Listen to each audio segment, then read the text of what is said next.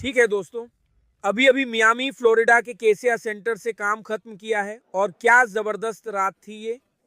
और मेरा post fight reaction video आपके लिए लाए हैं टोटल वायरलेस, यूएफसी के ऑफिशियल वायरलेस प्रोवाइडर। वो आपके साथ खड़े हैं अनलिमिटेड 5G डेटा के साथ, जो आपको धीमा नहीं होने देगा। अब ये हुई ना टोटल पावर वाली बात। आप लोग पीछे लड़के माइल्स को देख रहे हैं, वो आज जश्न मना रहा है क्योंकि आर्सेनल हार गई। अजीब ही है कि लिवरपूल के फैंस हारने के बावजूद भी जश्न मना सकते हैं। आज की रात कार्लोस ओलबर्ग के नाम थी। कार्लोस ओलबर्ग अब यूएफसी लाइट हेवीवेट चैंपियन है। घुटने या एड़ी की चोट के बावजूद, शायद पिंडली पर पट्टी उसी वजह से थी, कार्लोस ओलबर्ग यूरी प्रोचास्का को नॉकआउट करने में कामयाब रहा।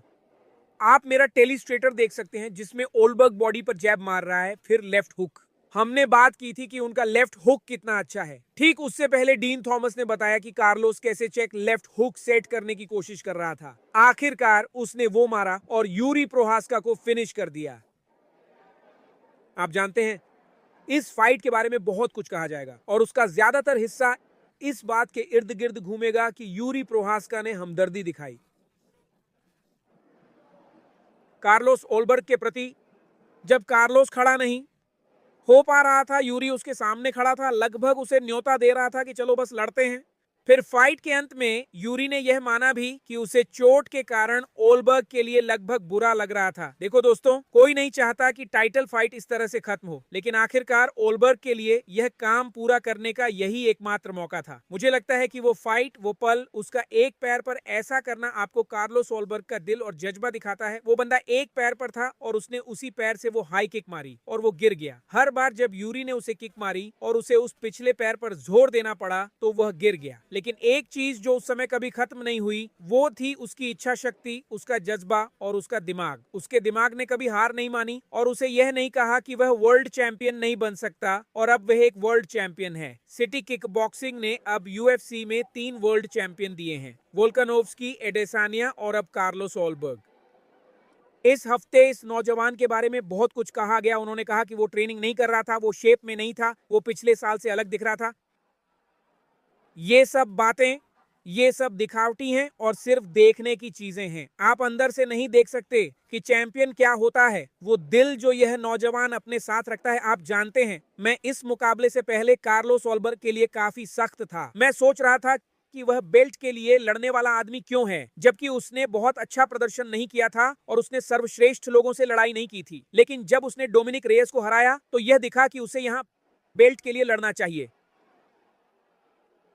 उसने न केवल बेल्ट के लिए लड़ाई की, बल्कि आज रात उसने शानदार तरीके से जीत हासिल की। और जब मैंने उसे बताया कि मैं उसके लिए सख्त रहा हूं, तो मैंने उससे पूछा कि क्या उसने मुझे उसके लिए सख्त होते हुए सुना है। उसने कहा, हाँ मैंने सुना है। उसने कहा, मैं सोच रहा था क्यों। और मैंने उसे बताया, मैंने कहा, क्योंकि आप हमेशा बता सकते हैं कि आपके अंदर बहुत क्षमता है, आप उसे कैसे बाहर निकालोगे और अपनी किस्मत तक पहुंचोगे। आज रात वह पूरी तरह से अपनी किस्मत तक पहुंचा और वर्ल्ड चैंपियन बना। तो कार्लोस ओलबर्ग और पूरी सिटी किक बॉक्सिंग टीम को न्यूजीलैंड में एक और चैंपियनशिप लाने के लिए बधाई। अरे वो लोग लड़ाके हैं, है ना। यह एक छोटी जगह है, लेकिन यह लड़ाकों से भरी जगह है। और ओलबर्ग ने एक बार फिर साबित कर दिया कि जब हम न्यूजीलैंड के बारे में सोचते हैं तो हम उन लड़ाकों के बारे में क्यों सोचते हैं। तो चैंपियन को बधाई। पाउलो कोस्टा ने अजमत मिर्जा खानोव को हराया।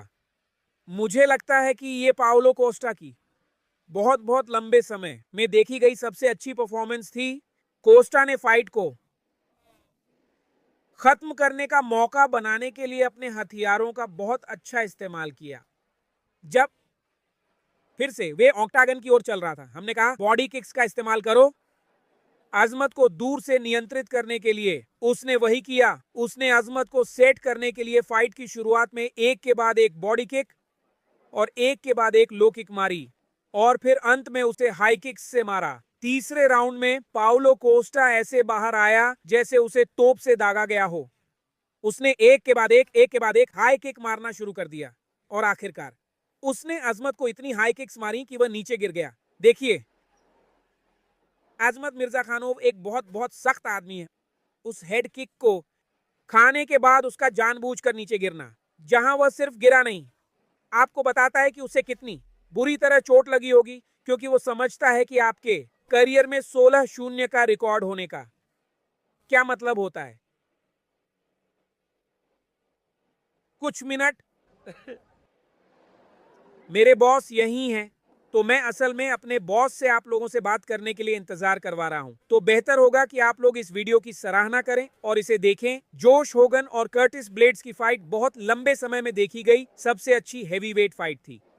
जोश होगन पागल हो सकता है, वे थोड़ा परेशान करने वाला हो सकता है, लेकिन जिस तरह से वह आज रात लड़ा, आपको उसकी इज्जत करनी होगी, क्योंकि उसे कर्टिस ब्लेड से उस तरह लड़ने की जरूरत नहीं थी। और मैं हमेशा कहता हूं, एक यादगार रात के लिए, एक यादगार प्रदर्शन के लिए आपको सही डांस पार्टनर की जरूरत होती है। आज रात कर्टिस ब्लेड्स जोश होकुन के लिए वो डांस पार्टनर था और आखिरकार इसने उसे व्हाइट हाउस कार्ड पर एक फाइट दिला दी, क्योंकि अब वह तुरंत वापस आएगा और डेरिक लुइस से लड़ेगा व्हाइट हाउस में। जोश होकेट जैसे बंदे के लिए ये एक सपना सच होने जैसा है। डेरिक लुइस के लिए यह मौका मिलना बहुत बड़ी बात है। देखो, हम राष्ट्रपति के जन्मदिन पर लड़ रहे हैं। राष्ट्रपति ने कहा कि डेरिक लुइस उनके पसंदीदा फाइटर हैं, उन्होंने उसके लिए कहा, और अब वह उसे व्हाइट हाउस कार्ड पर मिल रहा है। जोश हॉकेट को व्हाइट हाउस में लड़ने का मौका मिलेगा और उसने ये कमाया है। कब स्वानसन, उसे एक सपनों जैसा अंत मिला, नेट लैंडवेयर को नॉकआउट करके अपने हाथ ऊपर उठाने का मौका मिला, जैसा कि उसने अपने करियर के दौरान कई अलग अलग मौकों पर किया है। कब को देखना अद्भुत था। मैं बहुत घबराया हुआ था जब कब के बच्चे ओंगटागन के ठीक बगल में थे यार, क्योंकि ये एक डरावना डरावना विचार है कि एक पिता अपने बच्चों के सामने हार सकता है, खासकर जब बच्चे इतने करीब हों। और अगर कोई ऐसा व्यक्ति है जो सपनों जैसे अंत का हकदार है, तो वह कब स्वानसन है। एक कहावत है कि WEC कभी नहीं मरता, है ना? हमारी स्ट्राइक फोर्स कभी नहीं मरती। खैर, अब यह खत्म हो गया है, यह खत्म हो गया WEC। कब स्वानसन आखिरी बचा हुआ WEC का आदमी था, और यह सही था कि वह वही था, क्योंकि वह एक ऐसा व्यक्ति था जो उस संगठन से बहुत निकटता से जुड़ा हुआ था। और आज रात उसे एक सपनों जैसा अंत मिला।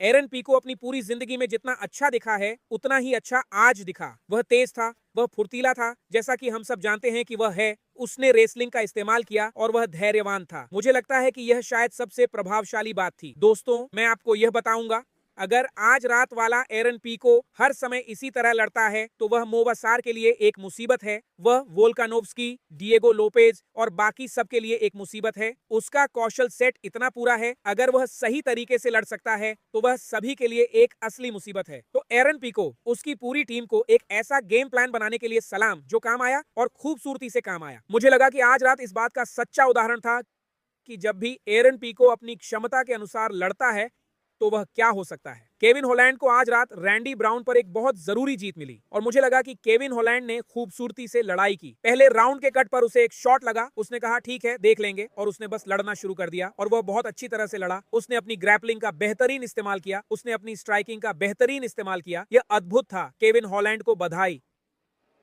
मैटेउस गैमरोट ने एस्टेबान रिवोविच पर एक खूबसूरत सबमिशन जीत हासिल की। तातियाना सुआरेज ने आज रात लुपी गोडिनेज पर एक खूबसूरत सबमिशन जीत हासिल की। मार्केल मेडेरोस और क्रिस पेडिला की फाइट बहुत अच्छी थी। मुझे नहीं लगा कि यह एक ड्रॉ था, मुझे लगा पेडिला जीता। मुझे लगा कि मेडेरोस ने अच्छे वार करने का अच्छा काम किया, बहुत साफ प्रभावी स्ट्राइक्स, लेकिन मुझे लगा कि सक्रियता शायद थोड़ी ज्यादा थी। लेकिन बहुत बढ़िया काम। विसेंटे लुके को सबमिशन हासिल करने, अपना नाम रिकॉर्ड बुक में दर्ज कराने, 185 पर जाकर ऐसा करने के लिए सलाम। और चार्ल्स राडके ने रात की शुरुआत में फ्रांसिस्को प्राडो को हराया। यह मियामी, फ्लोरिडा के लिए वास्तव में एक शानदार रात थी, और हर साल मियामी बिल्कुल शानदार प्रदर्शन करता है। दोस्तों, मेरी टोटल वायरलेस परफॉर्मेंस ऑफ नाइट कार्लोस ओलबर्ग्स को जाएगी, क्योंकि एक पैर पर खड़े होकर आप विश्व चैंपियनशिप कैसे जीत सकते हैं? खड़े नहीं हो सकते, और आप पूरी दुनिया के सबसे खतरनाक लोगों में से एक के सामने हैं। आप न केवल जीतते हैं, बल्कि आप उसे नॉकआउट भी कर देते हैं। इसके लिए ताकत चाहिए। किसी को नॉकआउट करने के लिए आपको स्थिर होना पड़ता है। ओलबर्ग ने यह एक पैर पर किया, और इसी वजह से वह मेरा टोटल वायरलेस है फाइटर और परफॉर्मेंस ऑफ द नाइट बधाई हो चैंपियन। दोस्तों, मियामी ने एक बार फिर शानदार प्रदर्शन किया, जैसा कि उसने हमेशा किया है। मैं आप लोगों की हमेशा देखने के लिए सराहना करता हूं। अगली बार तक लाइक करें, सब्सक्राइब करें, और अपने दोस्त को बताएं कि वो अपने दोस्तों को बताए कि DC का एक यूट्यूब चैनल है और मैं इस तरह की चीजें कर रहा हूं। दोस्तों, देखिए हम कितनी जल्दी हर चीज का विश्लेषण करना शुरू कर देते हैं। चलो अगले पर चलते हैं। मैं यहाँ कोच यूजीन बेरमन के साथ हूँ। कोच टीटी किक बॉक्सिंग के लिए एक और वर्ल्ड चैंपियन। जब उसका घुटना चोटिल हुआ तो आप कैसा महसूस कर रहे थे और क्या सोच रहे थे? वह पागलपन था।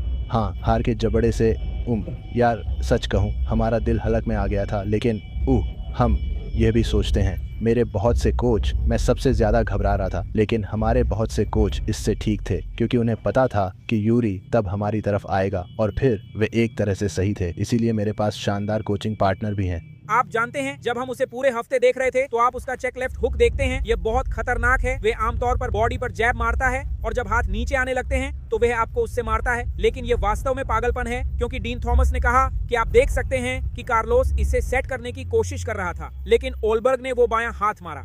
जब आपके दो पैर ना हो तो आप खुद को स्थिर नहीं कर सकते, और फिर भी उसने उसे नॉकआउट करने के लिए काफी ताकत पैदा की। आपका चेहरा हैरान लग रहा था और आप ऐसे थे, हे भगवान, फाइट खत्म होने वाली है।